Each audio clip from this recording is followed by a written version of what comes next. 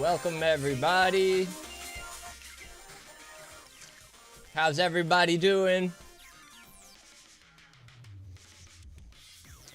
It's been a while.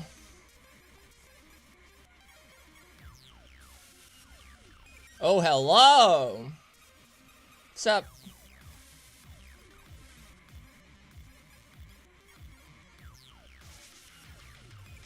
Woo! I've been doing a lot of work, and you guys don't get to see any of it. My walls are covered in papers.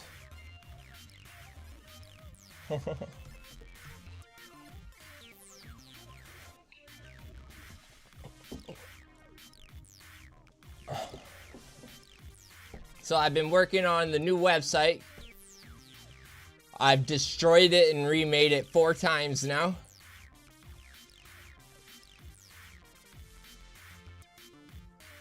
Hi, Yolanda. Can everybody hear me?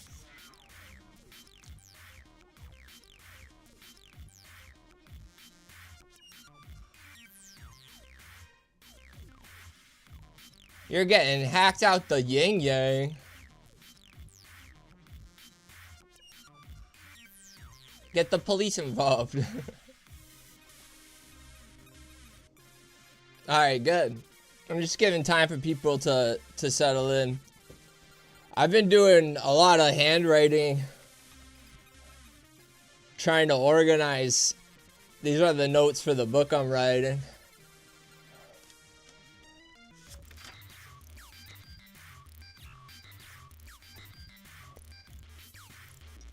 And then the website takes up a lot more notes. All the beginning is like website notes.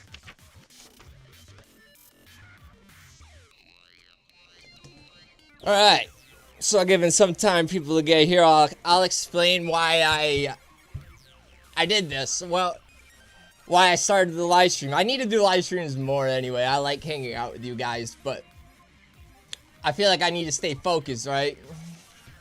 Let me show you.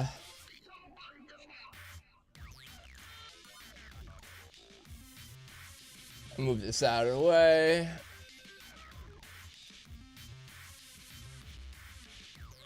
It's gonna look a little trippy for a second.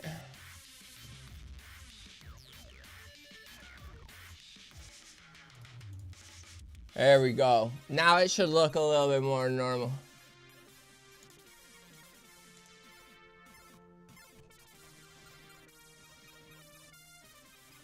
Welcome everybody.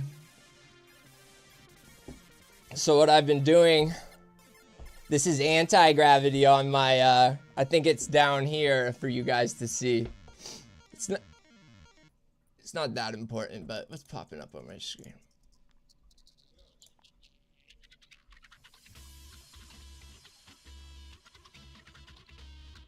But yeah, I don't know how to code a website, so I've gone through so many different versions. I'll show you.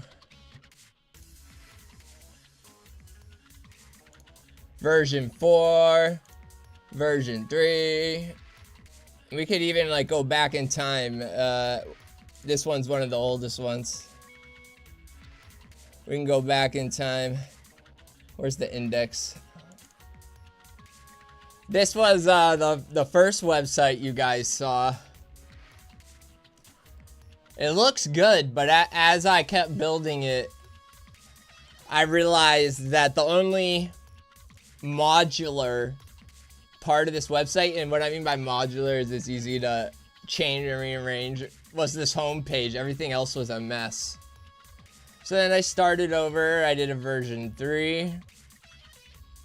Which wasn't quite my vision because I wanted it to be more newsletter focused, so I could like share my website with some other organization, some other people I could work with, and they could read the website and understand what I'm about. That's the point. But third time around, I mean, I got the idea, but it wasn't really modular. I'll show you what I mean. This is the new one. And it starts straight up with my stuff. Just right in front of you, you get to see all my stuff. My chat's like really delayed, but I've seen it. I think it's like 5 minutes delayed. Because I'm seeing the hack message again.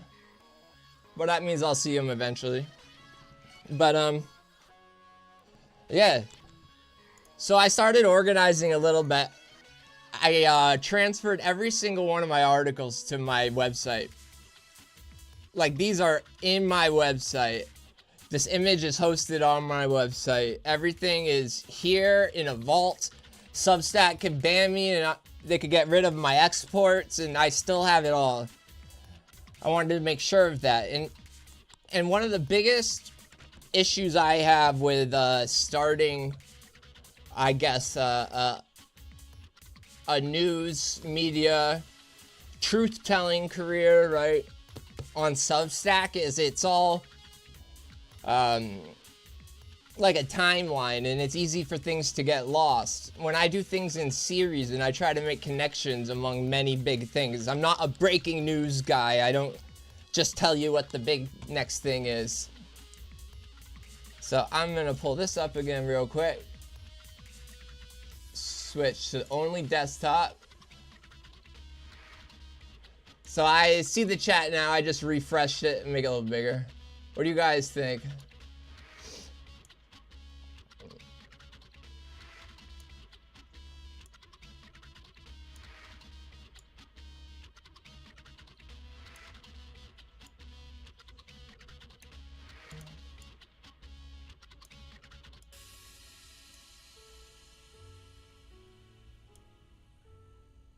Yeah, so over here on the left, they're all organized. I had it.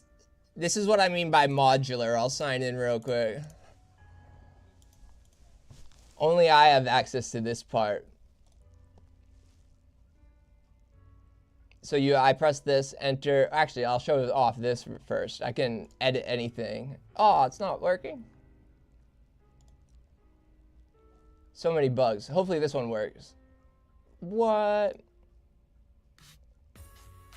Hey, I guess I get to show you in real time how to fix this.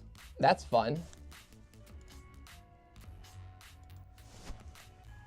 I'm doing a live stream. And what's it called? The curation matrix isn't loading. That's interesting. Now you guys get to see how annoying this part is. This is literally what I've been spending all this time on.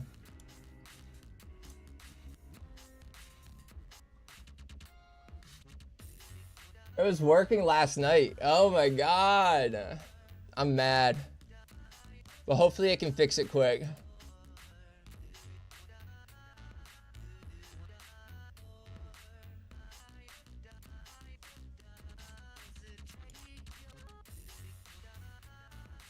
Oh, wait. I'm gonna have to cut that from the live. This is important keys. Don't look at all this. That's bad. You need a password to go with it, but still. That's half the key right there.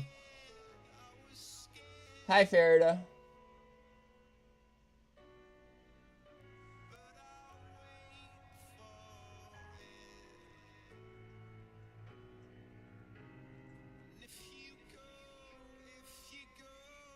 Yeah, I'll show off well, this thing thinks, because it thinks for a hell of a long time. I'll show you that they're all at least here, right? They all are here. Every single one. See? 136 unsorted. And once I get this fixed, we'll sort them together.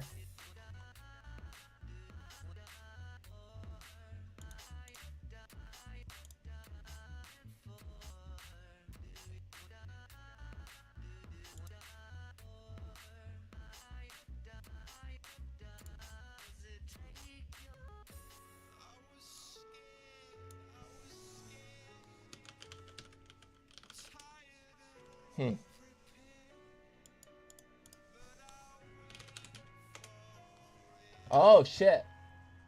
There it is. It just had the URL wrong. So yeah, this is the organizing part. I'll make the chat smaller. It was working, but the URL wasn't linked correctly. See how complicated this shit goes? Okay. So this is the order from the top. I started writing July 3rd, the day before Independence Day, on Day. So I'd have to code in a way to open it from here, but I'll just open it like this. And then I go like this.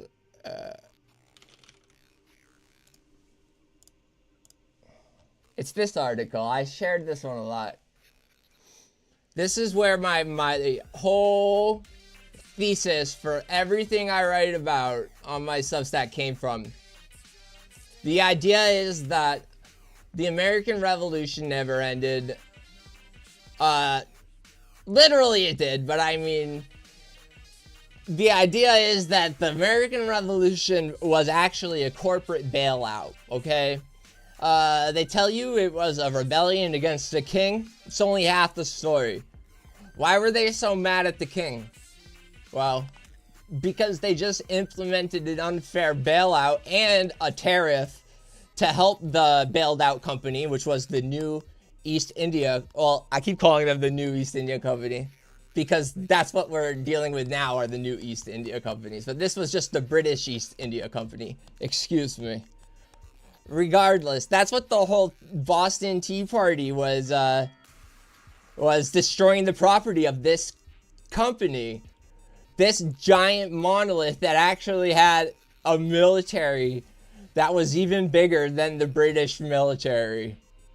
Like, this is history they don't teach you. It's not like it's hidden. It's just not part of the curriculum, you know what I mean?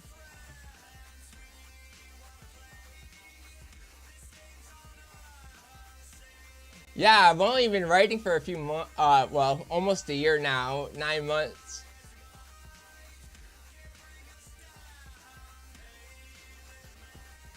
So this is where it all started. And I'm gonna categorize, I've been writing down what I want to categorize things as. This is foundational. So I'll go back over here, make a new category.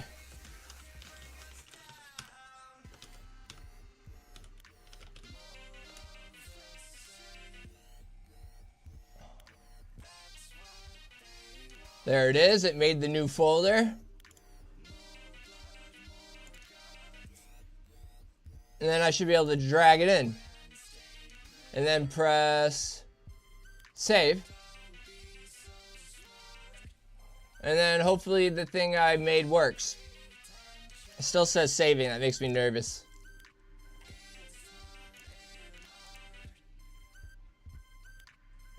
Nope, it's working. So I get to sort this right from this page. I don't know all the technical jargon for it, but I figured out how to do it.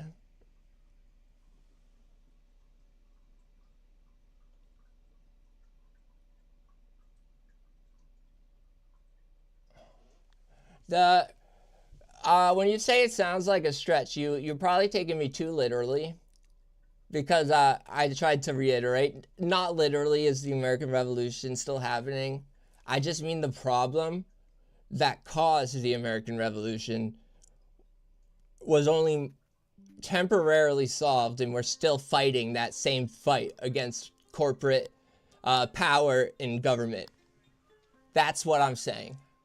It's the same fight our ancestors fought. They were fighting against a corporate influence in their government, which was a king government, right? A monarchy, but it was still a government.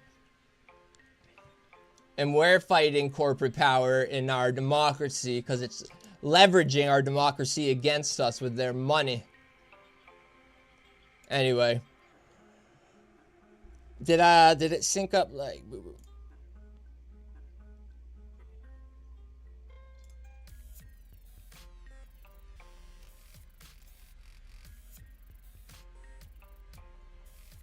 One second.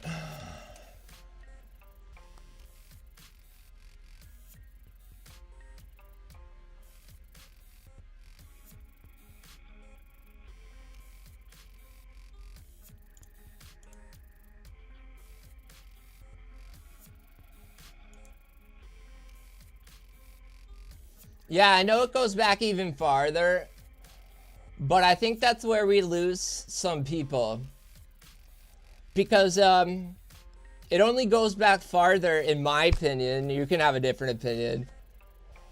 Because the ideology that proliferates around what I would call an enablest culture, a culture of selfish indulgence, where making a lot of money is something that everybody looks forward to. Everybody wants to win the lottery. That's a bad culture, and it's been like that forever. Everybody wants to be a king. You know what I mean? A lot of people want to blame families.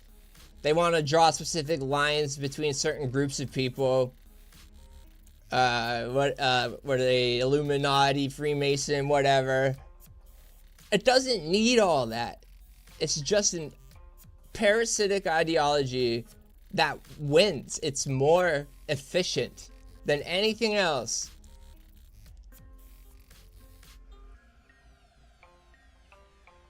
I'm on my Substack because since it's not organized yet, it's easier to see them in order here, so I can explain. It'll be just as easy to see them on my website soon. I've written almost an article per day, but you're about to see why. My quality back in the day was not as good as now. This is my second article. It's short as fuck.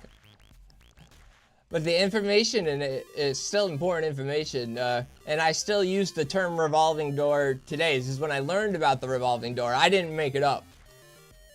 The idea is both political parties have people who go in and out of politics and high business.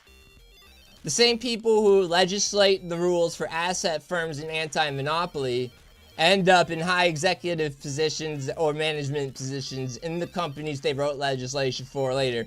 And Brian Dees is an example, and Steven, whoever the heck you say that last name. So, at this point, I didn't know people were even going to read my Substack. I was learning in real time, just learning things and posting it out there because I was sick of just seeing left and right shit and having to pick a side because, I don't know, I'm a prime question mark to the algorithm. They like to feed me both. I get a lot of left-wing things and right-wing things. And I just hate it because I know if I press one more than the other, I end up just getting a curated... It's like they choose my party for me all of a sudden. All of a sudden, everything is left-wing stuff. And that's actually what happened to my YouTube because I like watching Dean Withers and Parker Get a Job. But now I don't get any right-wing media at all. And I like studying both of it. The algorithms are so strong.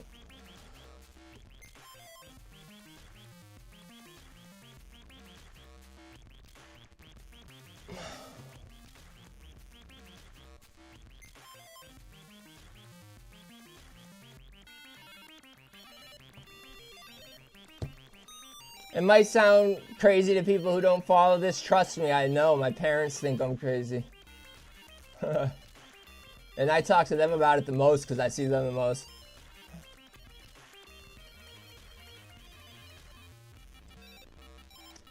But yeah, these I'm going to go through these real fast because I'm going to show you how they're short, but they build up to things.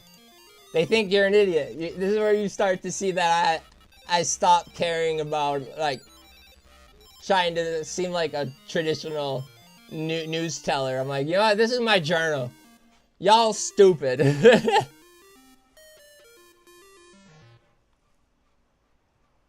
This really is just like a manifesto piece where I reflect on the two I already wrote. And I'm saying it's their game and we're playing it. And there's another short one. This is when I was interested in studying QAnon because I was a part of online culture back in the day and I never fell into those rabbit holes, but I saw them proliferate and start. and I saw the power in how they targeted apolitical people, right? We're getting really close to a point in society where you can't be apolitical without getting more backlash for saying you're apolitical. And it just makes you vulnerable, not being able to know what's going on. QAnon took advantage of tons of apolitical people in like holistic health groups, you could call them fringe health groups, people who didn't trust society, but it wasn't a political group. They specifically targeted outside niches of people who didn't want to involve themselves in politics to try to create a gamified thing around it. Now, why would I want to know this? Because I want to attract those people too, but I don't want to trick them. And I'm going to be honest about it. I wanted to see, okay, they're targeting the people that I want to target, but they had a bad intention, whereas I want to say, you're not alone.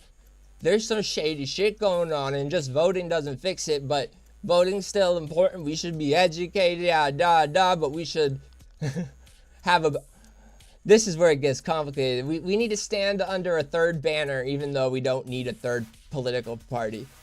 Because you know what that does is it creates political pressure for both political parties to appease a new voting bloc that rejects declaring who they're going to vote for.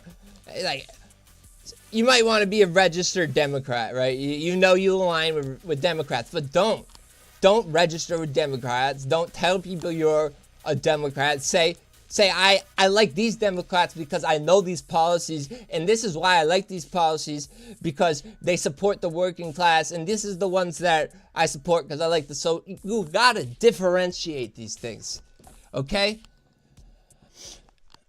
Because before we know it, they're gonna use those social issues to divide us before we can fucking remember we have things in common. I got so many receipts.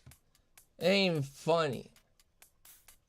Oh, there's so much I want to do on that website. I need to upload all my research PDFs too. Anyway, this is where I was talking about how they control our wages through federal lobbying, yep. Engineered market concentration. And yeah, this is the proof in the results, where the wealth disparity. Have you guys seen the wealth disparity chart? Oh my god.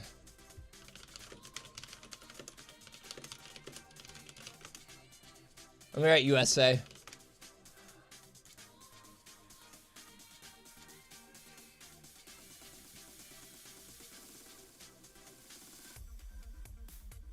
This is crazy. I've seen a more clear graph, but the more surface area just means how far apart they are. It doesn't mean there's more of them. Always just top 10%. Always just 51st. That's why this might be a little misleading. It looks like, oh, there's more rich people. No, that's not the case. The bigger it gets just means that's how. And this is since 1989. Why are we not addressing this? Like, this is an unprecedented period. Totally unprecedented. And none of this is secret. Yeah, we get to the Epstein stuff, it feels like it's covered up. But when you approach it from this timeline, right? I wasn't looking into Epstein. I was trying to figure out why my neighbors are fighting each other over small amounts of Medicaid funds for people, and that when the subsidies are a problem, but it's only a symptom of a bigger problem, and the bigger problem proliferates way more than healthcare. Why are we arguing about the subsidies? Like, this is where we need to start from. Oh man, I can't see the chat.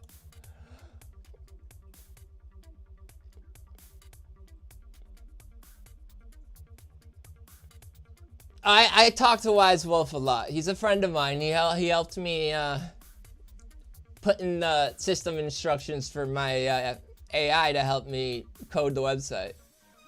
Wise Wolf's a good guy.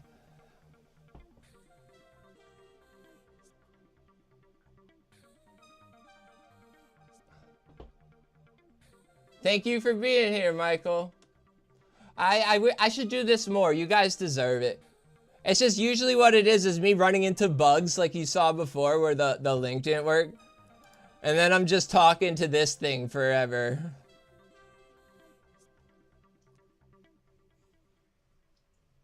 I'm just gonna reject that for now. Okay.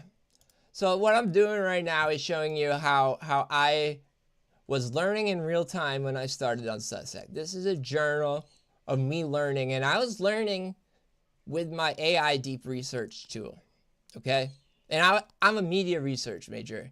I went to college, Bridgewater State University, 4 years. I have a bachelor's in communications. I know how to fact check. I know what media literacy is. I don't just trust what I read, okay? And in fact, I have to double check a lot of links before I post things because they use dead links a lot. But the research is often correct. Yeah, I just wanted to put that out there. I do have an experience in education in this subject. I just don't have experience in the field. Oh yeah. I remember this one. It was a little too complicated for me at the time, and it still is now because it involves ETFs. Does anybody know the concept of ETFs? Because I still don't fully understand them. It seems like they only exist to make rich people richer. Like, I don't understand. But that's the benefit, and at the same time it could be a detriment of AI. The fact that I could put this together and it makes sense, but I didn't even know what an ETF was. I knew how it functioned within the stock market. I don't know why they originated, why they're allowed, or what.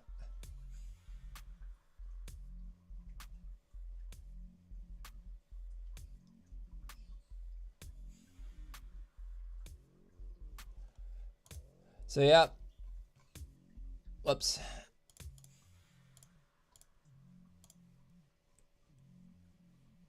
Oh yeah, I should be sorting these. I have ADHD.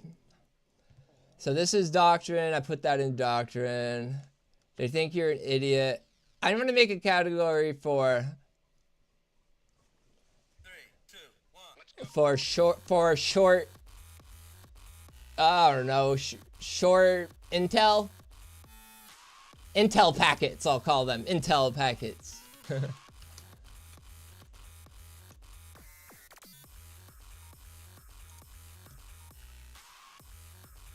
That's interesting.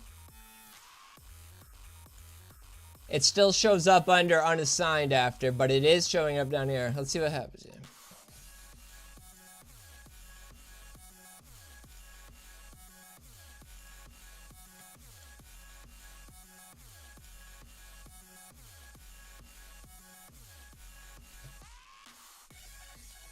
Disappeared then. That's interesting. I won't think too much about it, I guess. The next is when I started realizing that this is a global thing.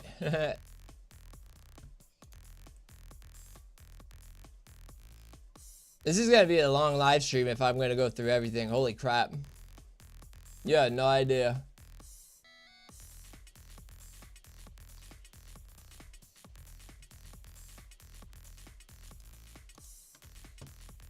Ooh, this one will be fun to talk about it. But let's go in order. This is July 9th. We're on 5 articles already.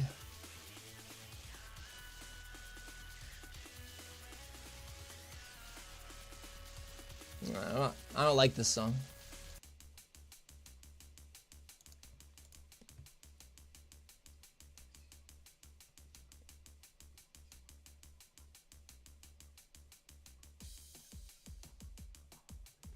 Oh yeah, this is when I was trying to use other people's research papers and applying them to my theory of the New East India Company.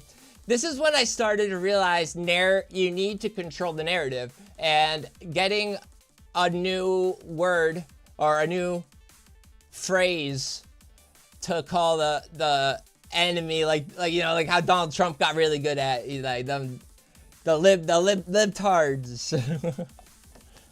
I don't know, but we don't need to be rude like that. I'm just saying, it's meme worthy, and I'm using meme in the sense of like it spreads like a virus. It's easier for people to latch on to when you create a new name. So I was trying to make New East India Company a name. So I was using other existing research, applying it to that logic. That's what this is. Same thing. I think I talked more about housing here. Yeah. This is just more proof that the government works to help. I would say this is proof that this is social, corporate socialism, right? I'm just compiling proof that our government likes to help corporations in a way similar to socialism at this point. Again, I didn't have a following at this time. Look how little, 11 likes. I didn't think anyone was ever really going to read it. So I'm kind of just posting stuff as I learn it.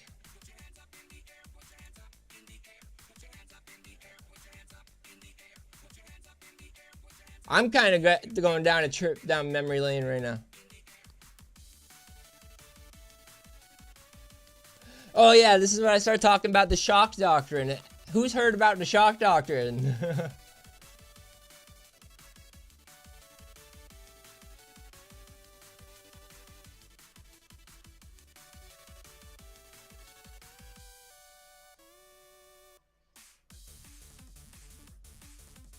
The shock doctrine is who brought it up first? It was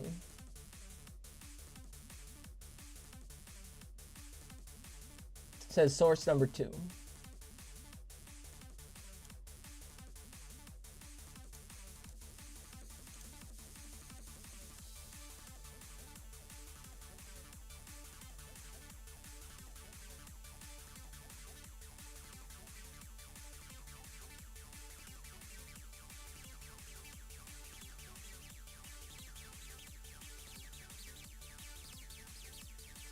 That's what I'm looking for.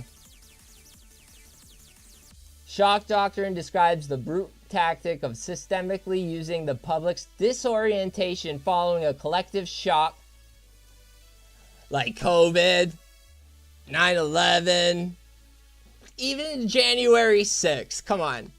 Everyone was shocked after January 6th, no matter what side you were on. These are things that if you have the power, you already kind of recognize it as an opportunity.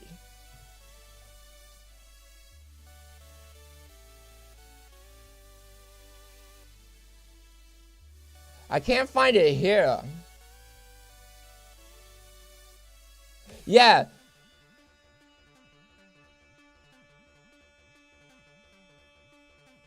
Social economic engineering. Disaster capitalism. I'm going to write that down. I need to come back to this. The shock doctrine.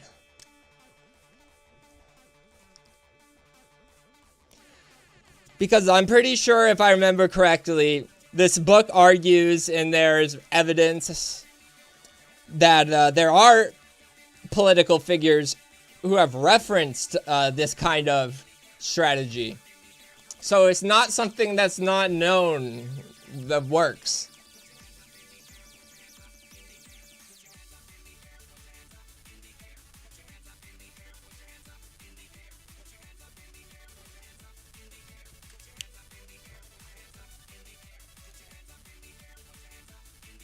And this article talks about how the WEF often talks about catastrophic events and how they're going to help us with it. But it's the same thing as the shock doctrine. They're just saying it out up front. That's what this is about. And I don't think the WEF is all bad at all. But I think that them saying that they're ready to create a world government in a crisis, I think that's scary. I think that's hell scary.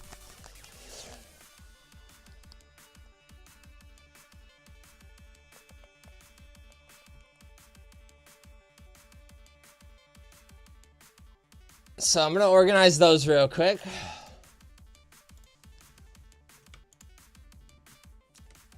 I say that these two are Intel packets, and the engine of consolidation is a foundational.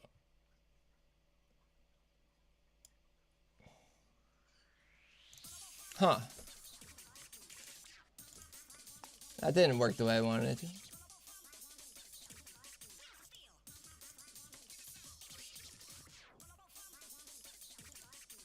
There we go.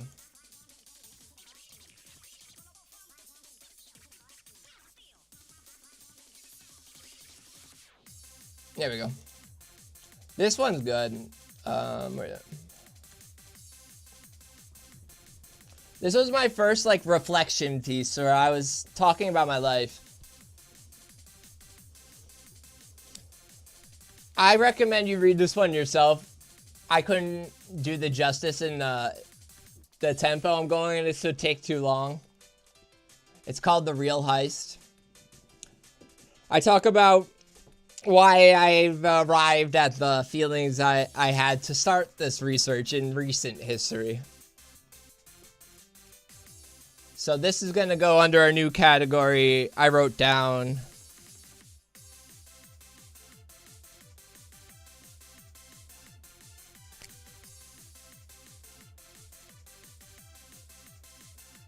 Reflections.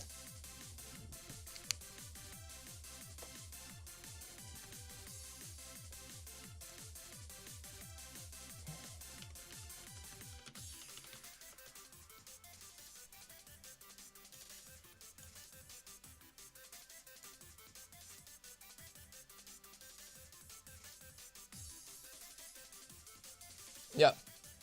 I'm going to rush through. More that I know are quick. If you guys want to see the short, what I'll call Intel packets, you can. But this one is more than an Intel packet. This is a foundational piece. This is when I start using the phrasing, the three-layered prison.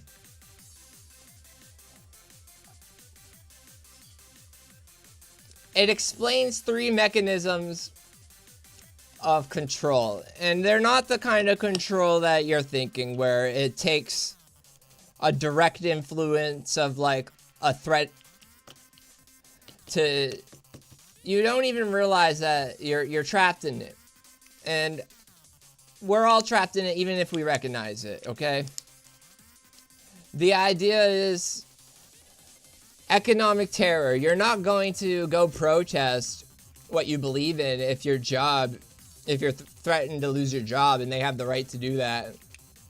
You're not going to take a week off from your job to take care of your sick parent if you might lose your job, and then you'll lose your health insurance because of that. That is the prison of economic terror. It's a mechanism of control that keeps us from making choices that would otherwise seem logical. But because of the systemic incentive of money and how detrimental it would be to lose your job and how much power we give to the people who supply our income, that is layer one. Layer two is the great distraction. This is very often a culture war. It doesn't have to be, though. Sometimes it's just blatant tribalism without any real opinions in culture. But I only want to call it a distraction because they are winning off our division, okay? Culture is important to fight for, but it isn't worth dividing yourself, drawing a line between you and people in similar systems of oppression. Poverty exasperates all social issues. And that goes for the church, the same way it goes for oppressed communities of colors. Any poverty exasperates issues. So the distraction is the point that if you get tangled up in the idea that the political party you don't support doesn't have the same values of like what's important as you, that is a reason to redirect their focus away from culture and towards something you can connect and agree on. That's why it's a distraction. If you're a Republican or Democrat, it don't matter. You can put pressure on both parties.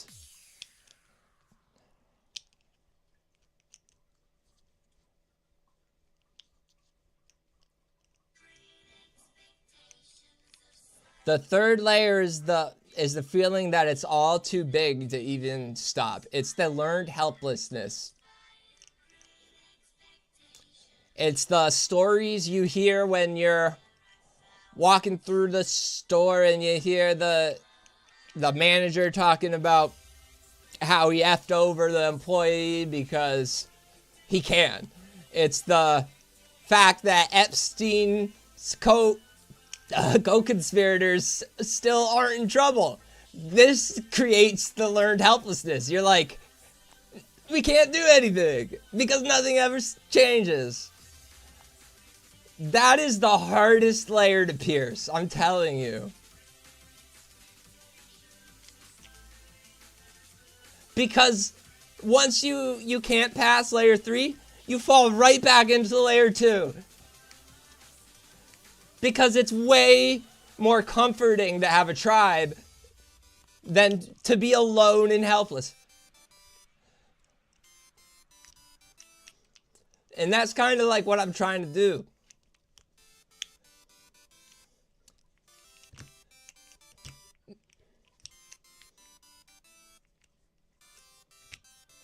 Make it so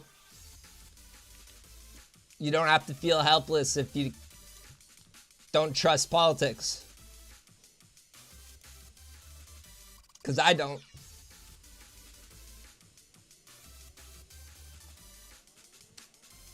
There's things, but that's when I realize I have to try to give solutions, right? But that's what I think information is the most important. Who looks at life like this? Tell yourself right now, how many people you think wake up thinking that the system they're in is literally designed to keep them down, but they understand that it's an architecture that you can dismantle and teach people so they don't think it's some abstract conflation. I don't know, I get really passionate about it. And this is the first time I made this.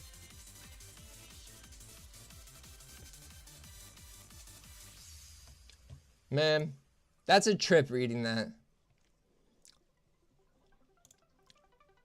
That was nostalgia. That's foundational doctrine.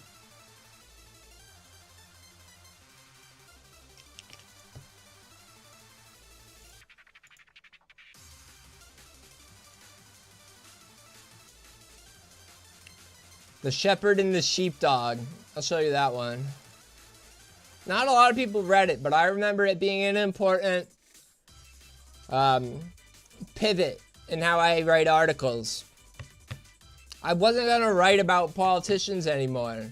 Not as the main focus. They're the sheepdogs, okay? The politicians are literally the fucking dogs for the people paying them money for what to vote for. So that's when I started writing about BlackRock, Vanguard specifically.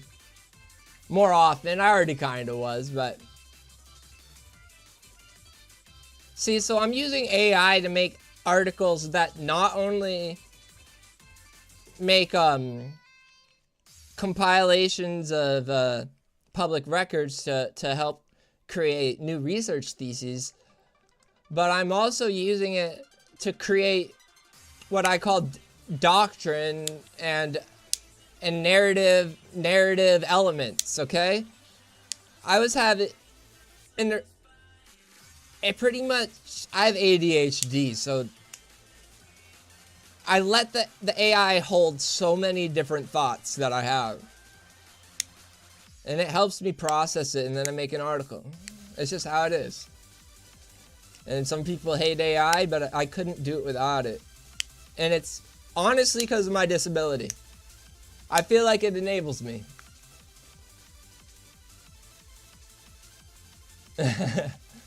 Modern day watchman. It's not just, there's a lot of us out there, and once I get my website together so I can share it with people and they can get a good understanding of who I am really fast, then I'm going to start trying to network with more people. I just need to organize things better.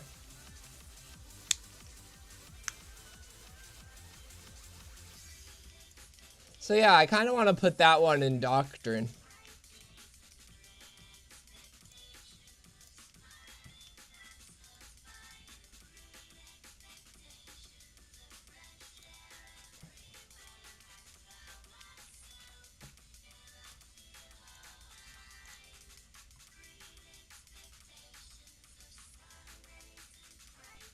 Oh, this one, these two are good.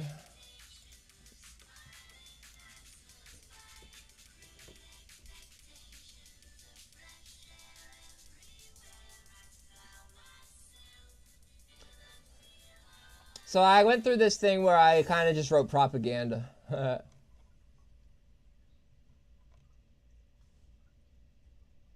But it wasn't baseless. But as you can see, there's no new information. As I read this, it's just like a reiteration of what I've written before. I don't do that anymore. I try to make sure my articles are dense, filled with new stuff. This one was a deep dive research, one of the first ones. I remember I traced,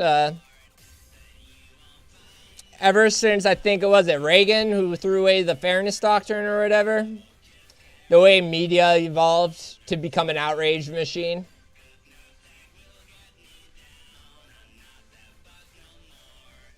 I started in 2000, but it definitely started earlier. From TVs to social media before algorithms to algorithmic media, which is different. I have research papers for this one, but I didn't include them. I got a lot better at including the papers later on.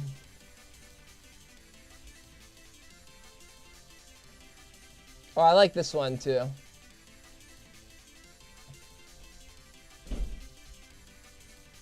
As you can see, these start to get more likes because I shared them later on.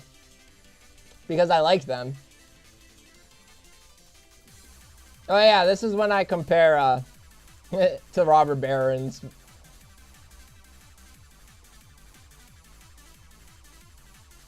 Yeah, just like, let's just look at this.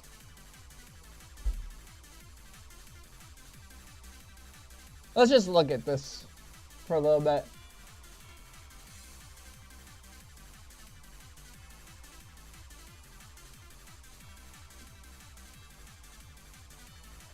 King Ray Vet, what do you mean?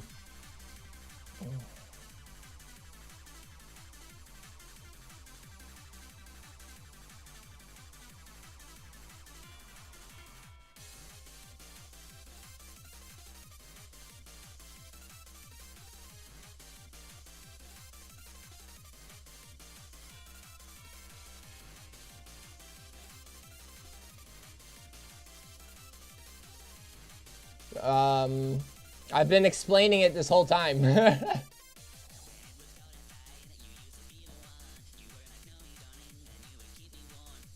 Oh, is that what he means? For fun? No. Think of it like a portfolio, but I have a lot of series, and it's hard for people to find the whole series, and I want to work with more people and become a network, and I need a place where I can share everything I've done that's organized. I ripped all my Substack articles and put them on my website. And now I'm putting them into folder. I'll pull it up over here. Maybe you haven't seen this part yet. Where is it?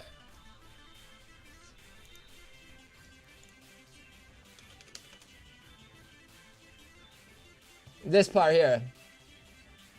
I'm organizing. See how they're organized?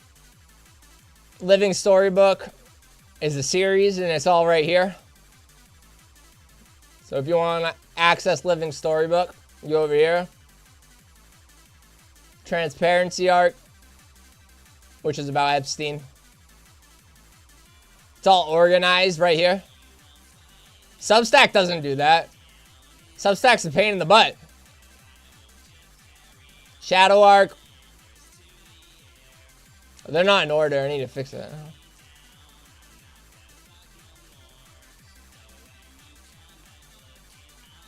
Members only stuff. I put it behind a paywall, the paywall too, so the paid subscribers know that I didn't put their stuff up for free. You have to log into a paid account. I figured out how to do that. Just for this. The rest is all public. All the War on Illusion. But then I have 120 left unorganized. So that's what I'm doing. I'm organizing all that.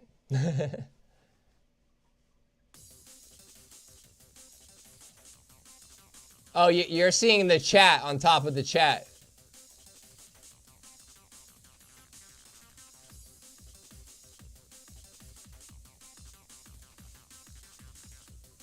I'll make the chat smaller. Now it should look a little better.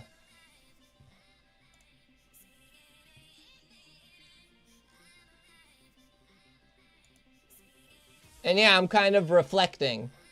I can't remember the last time I've looked at every single one of my last articles. And I'm already skipping over some that I know were just, I will call them reiterations of old information.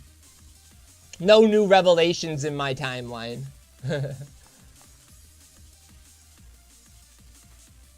But this is where I start recognizing I need to start giving answers. And I don't have a lot of answers, but I do have a lot of spirit. And that's kind of where this comes from. Don't be the one who looks for vipers and then be upset when you get bit.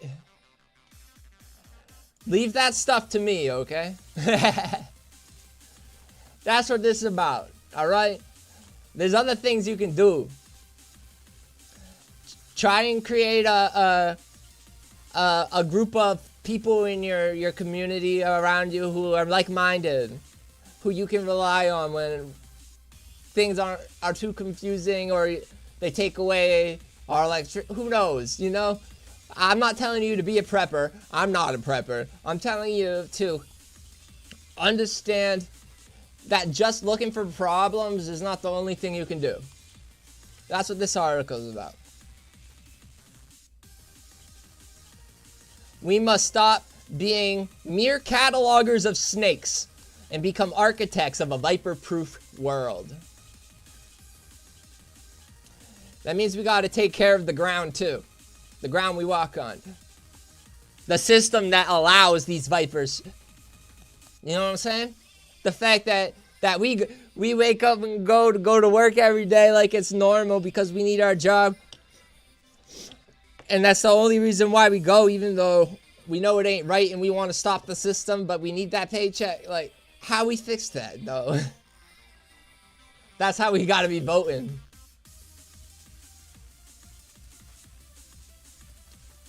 You're awesome, Bill.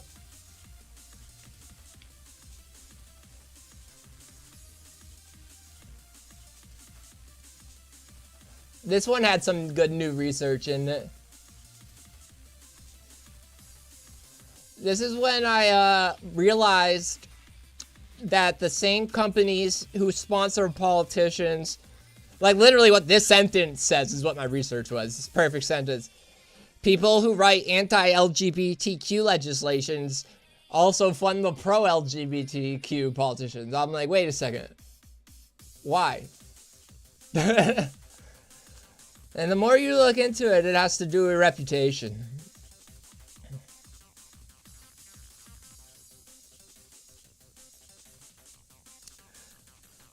But that's just for the LGBTQ, because if you look at Amazon, it's more than just reputation. I think I remember AT&T. Where's AT&T?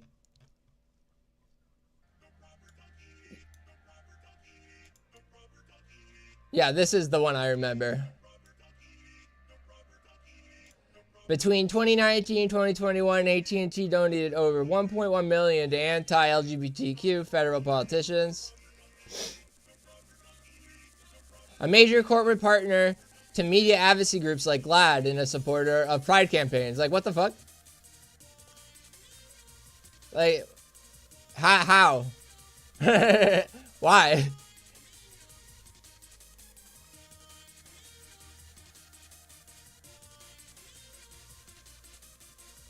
Yep.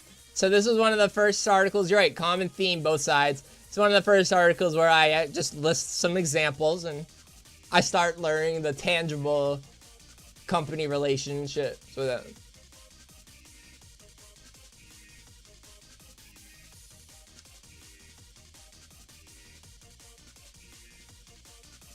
So I'll go back to organizing real quick.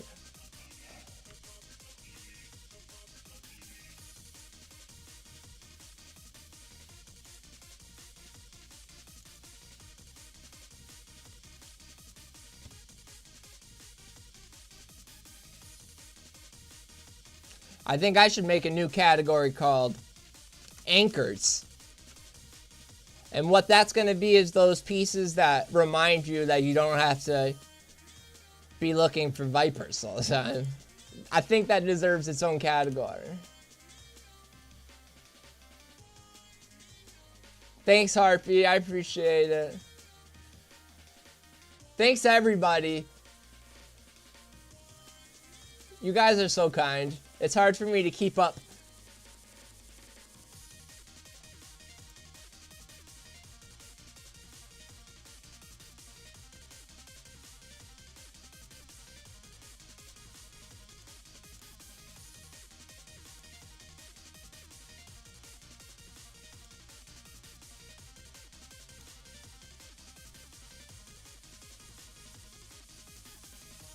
Okay, got those sorted. This is another anchor piece. I need to make more of these. Or, honestly here, I'll do a formal recruitment statement. If you think you know how to write some good, whatever style you want. Something that can help lift people up out of that learned helplessness, because we could use that here. I say Anthony does a really good job with it. But the more the better. I think I have trouble remembering to write about it.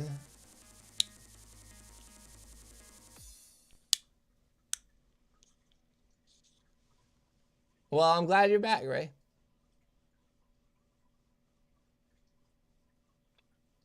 I hope writing your book went well. I'm trying to write a book too. I'm like, keep on changing the how much content I want to put in it, because I picked a structure that is flexible, but that was kind of a problem as I kept writing. I'm like, oh, I can change this and I can change that. I'm like, crap, I should have made it more firm from the beginning.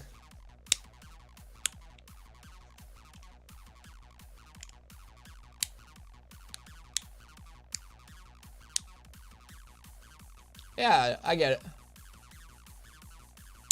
Oh, I totally get it. I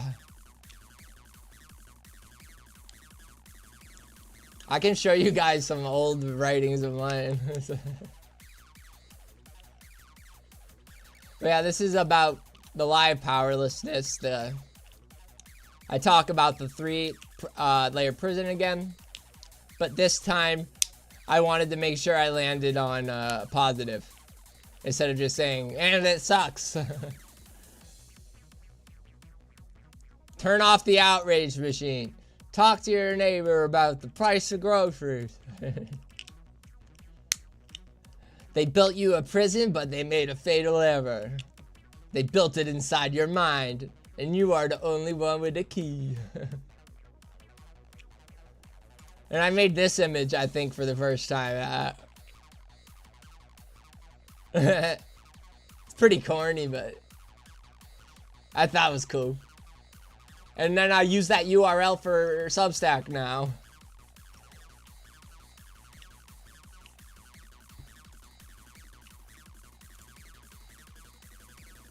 Alright.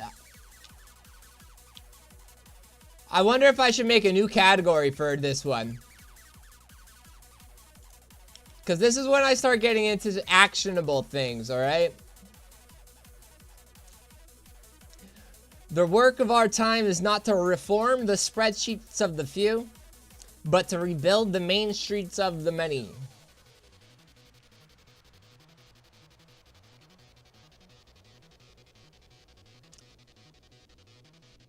I tell you to go take a survey of your town. And I realized later on telling you to do these things is not fair of me. I should make suggestions and not frame it this way. I get better at that later. But it is a good idea if you feel like things are helpless and you are one of those types who needs to do things. Just find out what your community needs. Like on DARS, just do it. Write about it. You know, at this point in time, I was actually trying to do something with a food co-op in my local area. I got snubbed though so hard that I was like, well, I do good writing on Substack. I'm just gonna focus writing on Substack and tell people to do this themselves. But I know how hard it is. I did all the emails to the right people. I looked up the right problems like I told you to do here. I figured out what people needed. I went to the nonprofit that was supposed to deal with these things, and they were like, where are you gonna get the money? That's what they asked me. I'm like, what do you mean? That's why I'm talking to you. It's just like a dead end. You can't just confront these organizations and say, I want to help a community. They have their own bureaucracies.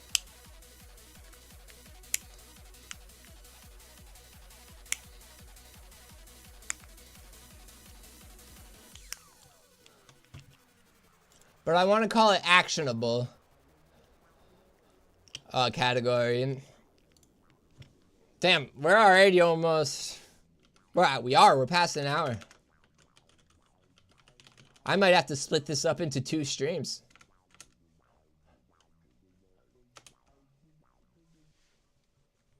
My ADHD makes me want to move around. I can't sit down this long.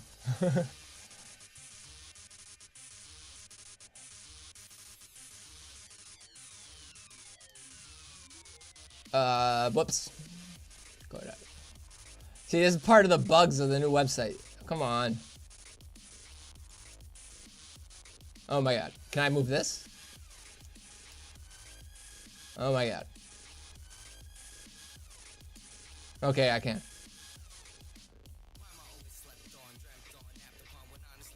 That's so annoying. Yeah, I got some work to do on the website too.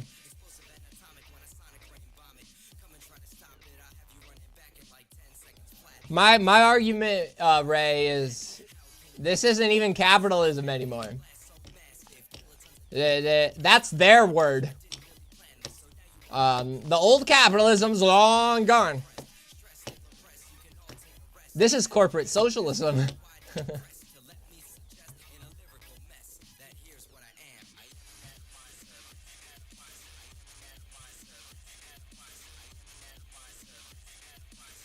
This is the article where I promised I would only make behind the scenes stuff paid, and everything foundational will always be public. Everything that would have an impact on the public is public. No velvet rope. All the paid stuff is like, it's extra work because I gotta write about my process and my personal day-to-day stuff and the way I plan ahead, just like, because I treat my paid subscribers like investors, right? I'm trying to make a company out of this. So the paid content is literally like investment reports. It feels like sometimes.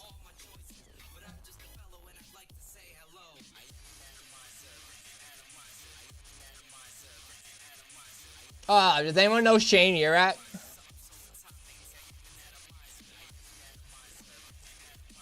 I remember I did a live stream with him and I wrote about it. He's good. Subscribe to him if you haven't. He is very proud left-leaning, but I love his fire. Like, I feel like even if you're a right-leaning folk, you'll appreciate his fire. He's a good dude.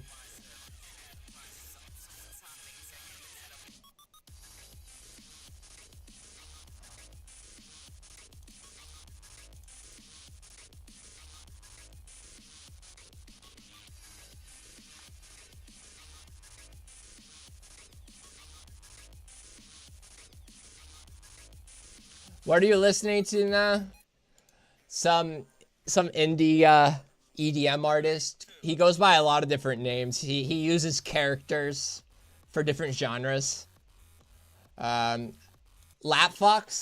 Lapfox is what I remember him being called.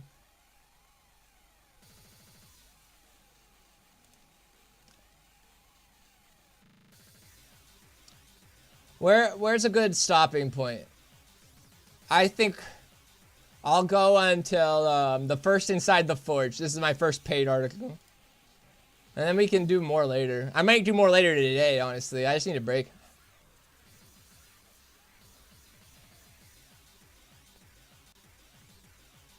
Where were we?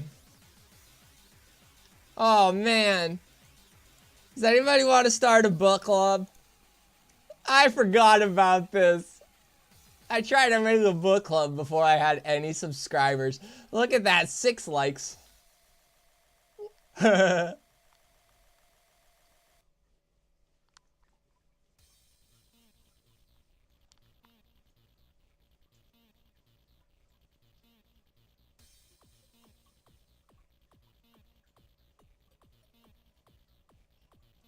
Yeah, Harvey, I have a lot of free, well, it's not necessarily free time. I should be working on all this stuff all the time, but I have a very flexible schedule, and as long as it seems to be oriented towards our shared goal, I don't see why not.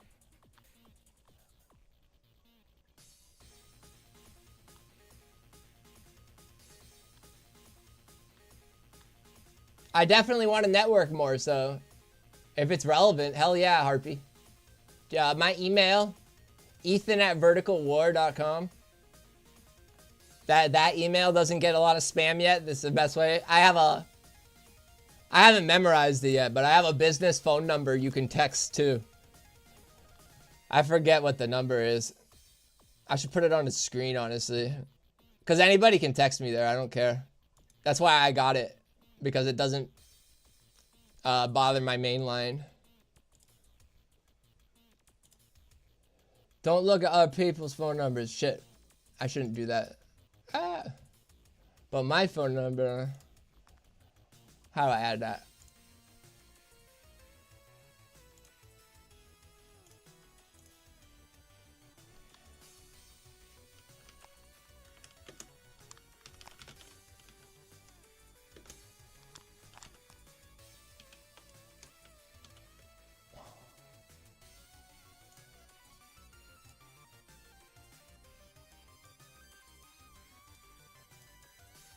Yeah, you can text that number.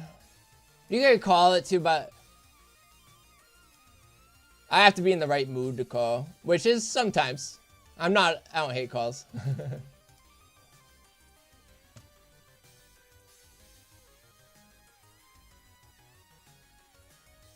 Yes, linking my thinking. I get what you mean now. Like going back and connecting it all. Yes, that's the point of the website.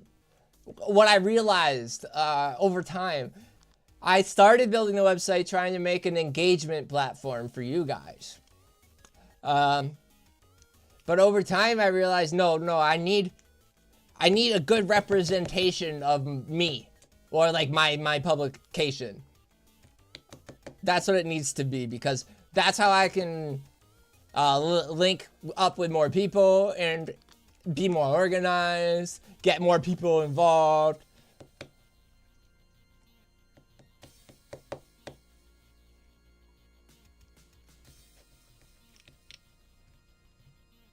Anybody have any more questions?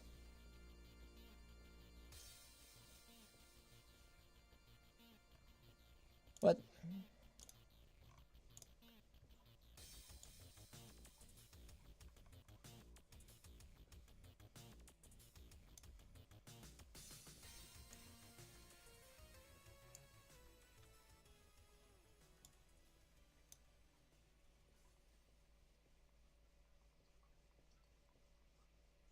Oh yeah, this one's actually a big deal.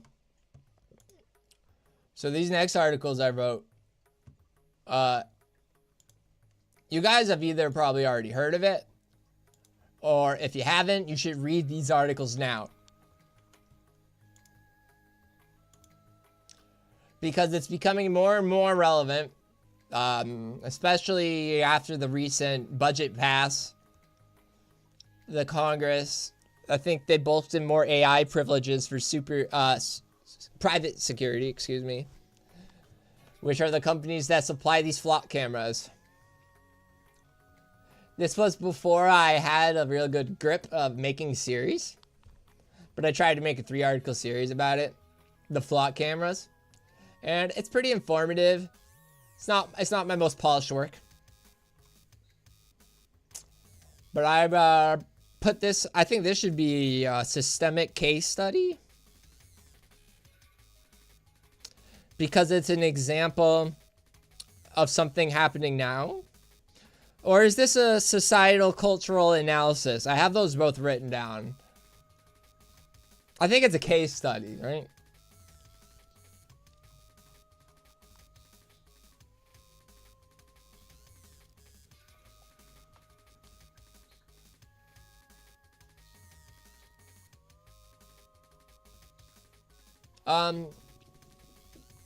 I don't know if these articles are in Discord, but to help you out, I'll just post them to my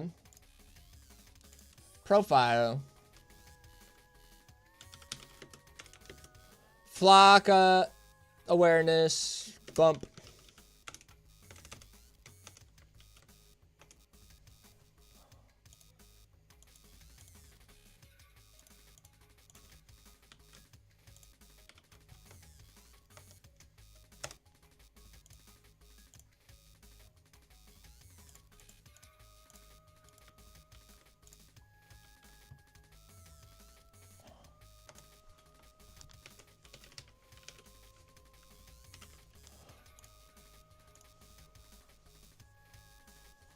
Yeah, now you can find them easy.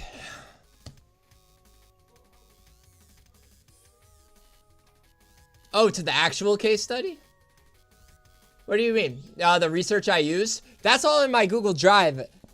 I wasn't that good at linking my sources at the beginning, because I didn't have a lot of people reading me.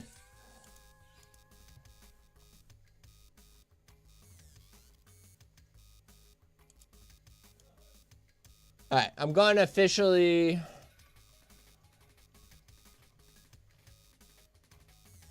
Alright, I'll go up to here.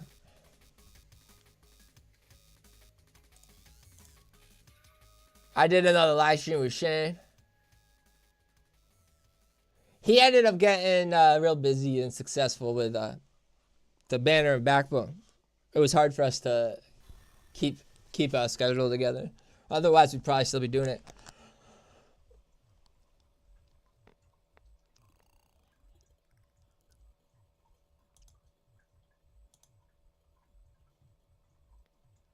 I remember making this because at the time there was a lot of hype around Gavin Newsom because he was beefing with Donald Trump like crazy, to the point where I'm like, all right, I didn't not like Gavin Newsom, but now you're making me want to write about it because you're treating him like God.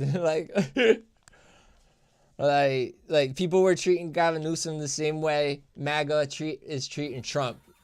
And I'm like, I gotta do something about this.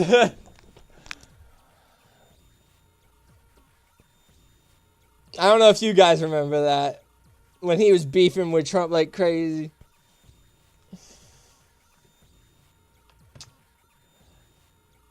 But yeah, that's probably a case study too.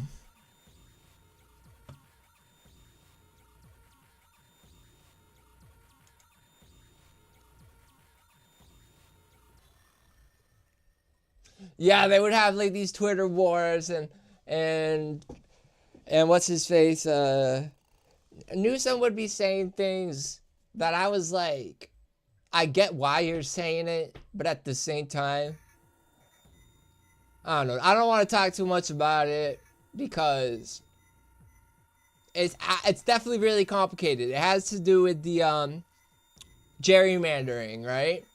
It was when they were gerrymandering the heck out of Texas, the Republicans were, and Gavin Newsom be like, we're going to do the same shit here. And I'm like, okay, so you're going to do your fascism because he's doing his like, I get why you're doing it, but you shouldn't just say it that way. You should explain why you're doing it and explain why it's not good. Like, it drove me crazy, to be honest. I think it, I don't know, man.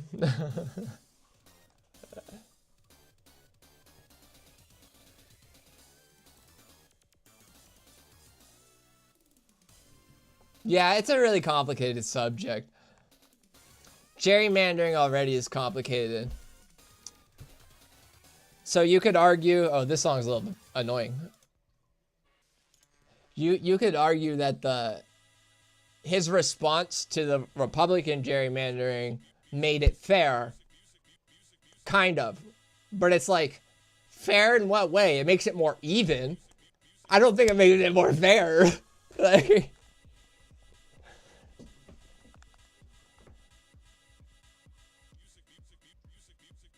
yeah, I know. I'm trying to explain how I understand it. I'm not mad about it necessarily.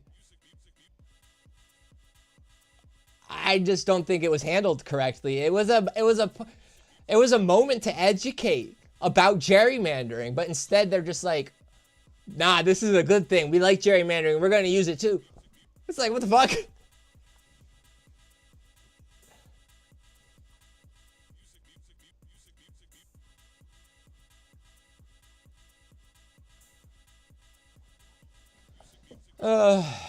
Yeah.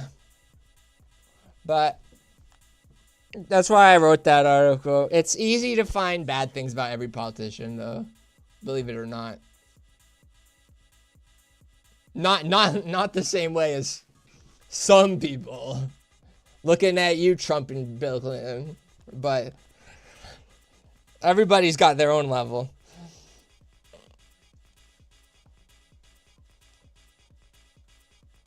So this was one of my first articles I wrote about. It's another case study, but it's one that was local to me. Right? Does anybody live in Southeast Massachusetts? Small grocery store.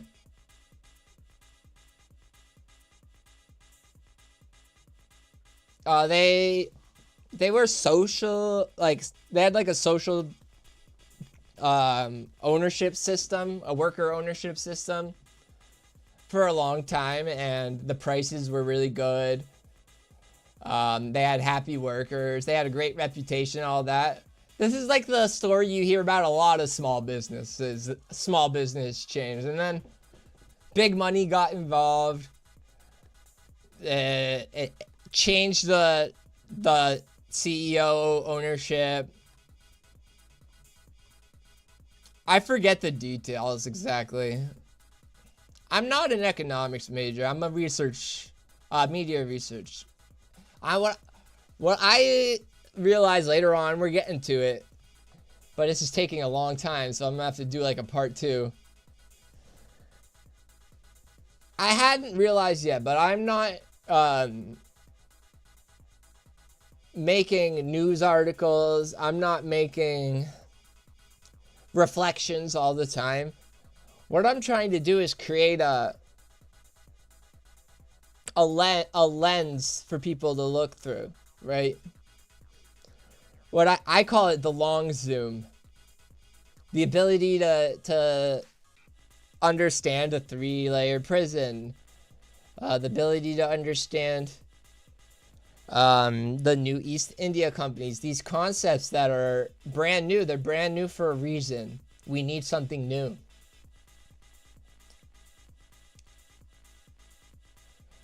So what we went over so far today is just the tip of the iceberg. Like, holy crap.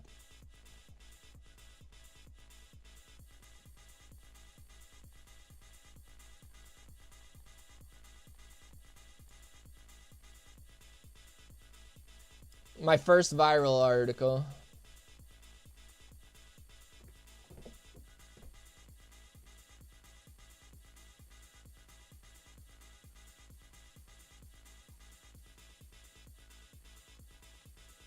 It's also my first article about Epstein, now that I think about it.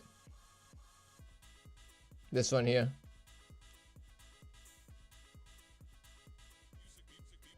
Look at this gap, right? I'm writing so much. I took a break on this day. Do you remember what happened?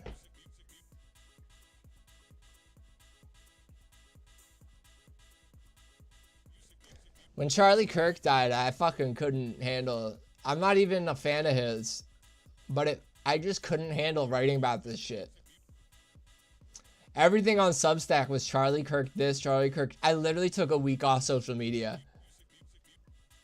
It was too hard for me to see all the reactionary from both sides. Just the, ugh.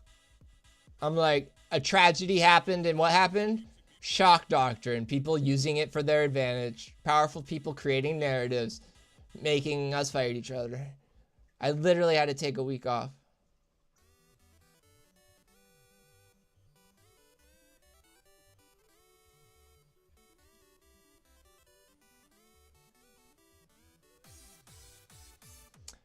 I'm getting to that, Roro. I really have so much to go through. I end up talking about voting. I'm never very specific about who, because what I want to try to teach you guys is to hold certain values higher than others. I know it's hard.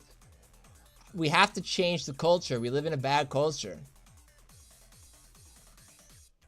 And I ain't talking left-wing culture, right-wing culture. I'm talking about the culture of thinking, oh, everybody wants to be a king. Like I said at the beginning, everybody's excited to win millions of dollars. Nobody thinks about all the people the wealth disparity hurts. Right? We've totally normalized this game ideology of like, yeah, it's okay to indulge in all that stuff you don't need.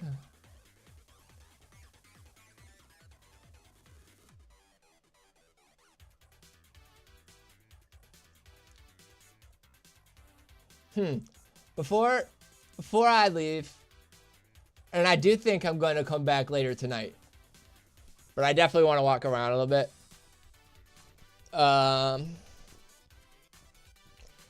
I want you guys to leave me questions, links to stuff. Use that phone number there. That's for anybody.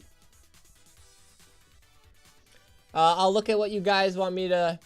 I'll start the next stream by looking at those things. And then we can get back into this. Because I think maybe some people think this is boring. Doesn't mean I'm going to stop doing it, but we can do some other things too.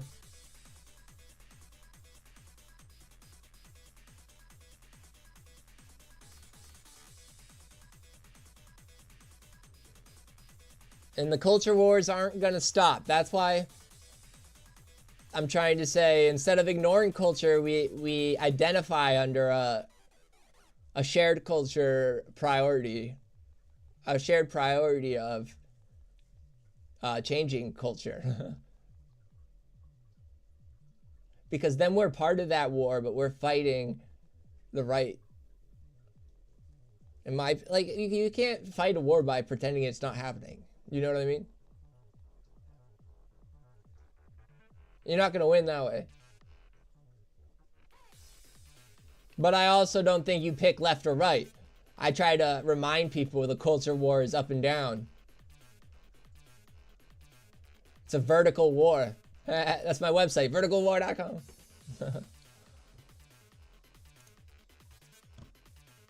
All right.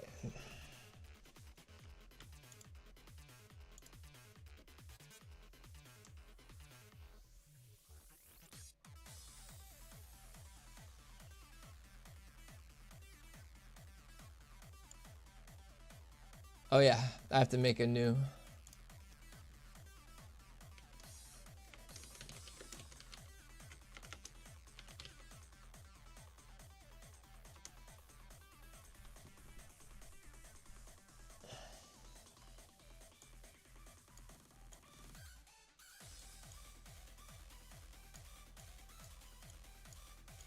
There we go.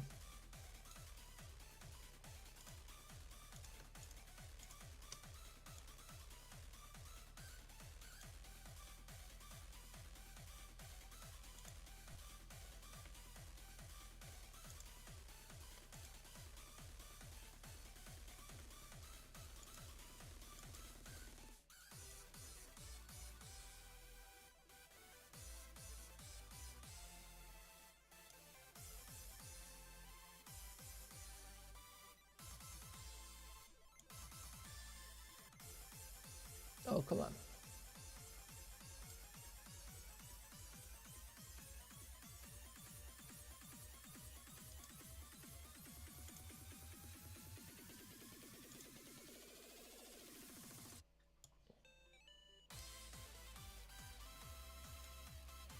All right, we're gonna start.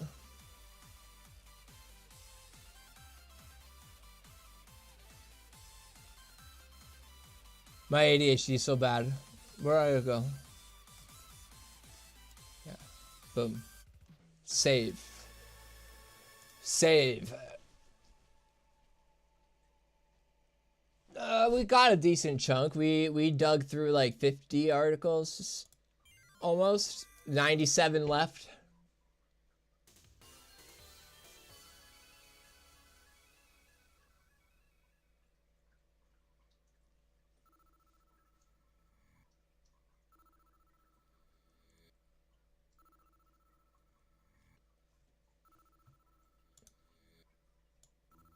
I'll probably end up voting Democrat too, just because they seem to have more focus on axing corporations and antitrust and AI, which is very important. But if a Republican wants to do that too, I'll vote for them. Like, it really doesn't matter. Like, if a Republican shows up and they're like, all of a sudden I do what Ethan wants, I don't care, I'll vote for you.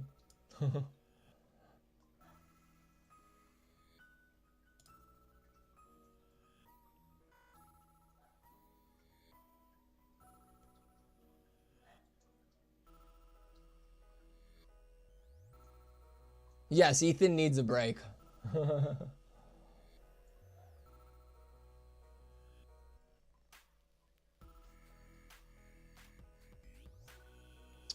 I think it's more insidious than that, Bill. They're not pre-selected literally in my mind. But the media and incentive structure, they definitely know who they want to boost, right? If that's what you mean by pre-select, is that unofficially they boost them in the media and they give them more money, then I agree with you. It's not like they go in a secret boardroom or anything, though.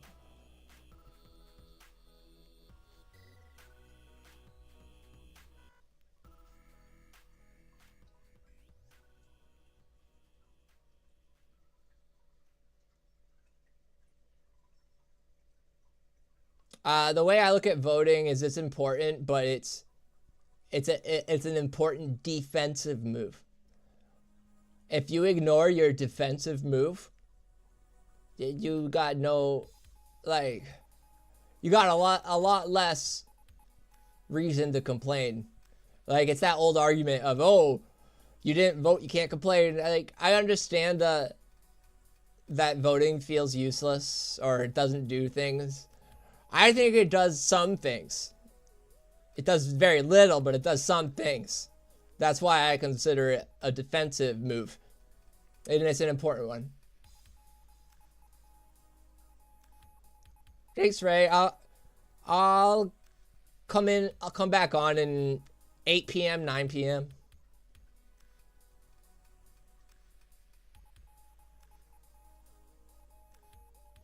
Oh, my uncle just joined, I think. Hi, John.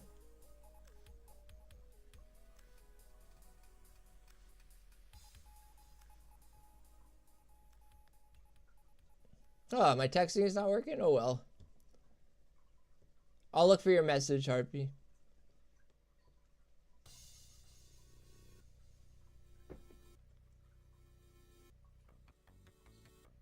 All right, yep. Thanks for coming in. If you guys are around at 8 o'clock and you want to come back to the timeline, come back at 8. I'm recording these videos and I'll stitch them all together and edit it. I miss editing videos. John, you showed up right when I was wrapping up. I've been on for like 90 minutes. I want to do some walking around and refresh. I hope you're doing good, John.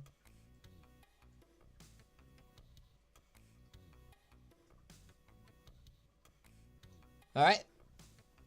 Peace out.